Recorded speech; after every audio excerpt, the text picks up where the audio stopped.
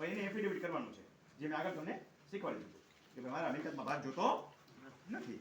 તો એવી રીતે હક કમી કરવા માટે અરજદારનું નામ, સરનામું, મોબાઈલ નંબર, તારીખ, સીધી ધારા મામલતદાર, હકપત્રકે નોંધ દાખલ કરવા. એટલે હક કમી અંગેની નોંધ હકપત્રકે દાખલ કરવા બાબત નિર્મલ સાહેબ જયવીરને સાથે જણાવવાનું કે અમો અરજદાર તાલુકો ખાલી જગ્યા, જિલ્લો ખાલી જગ્યા, ગામ ખાલી જગ્યાના રેવન્યુ સર્વેની ખાલી જગ્યામાંથી અમારી જમીનમાં હકમાં ફેરફાર થવાનો થતો હોય ગામ નમૂના 6 ની અંદર નોંધ દાખલ કરવા આ અરજી કરીએ છીએ. શબ્દ એવું જરૂરી નથી કે લખો હોય જ બોલવો પડે તમારે. આ અરજી કરીએ છીએ. હવે જેટલા એકી સાથે હક કમી કરવા હોય, 2 દીકરી હોય તો 2, 2 નું 2 હોય તો 2, બરોબર, એના નામ લખી નાખો, ખાતા નંબર, સર્વે નંબરમાંથી જેમાં જેમાં હક જતા કરે છે એ ક્ષેત્રમાં લખી નાખો. હવે એમના એફિડેવિટ તમારે હારે દેવાના થાય, આપણે શીખવાડી દીધું.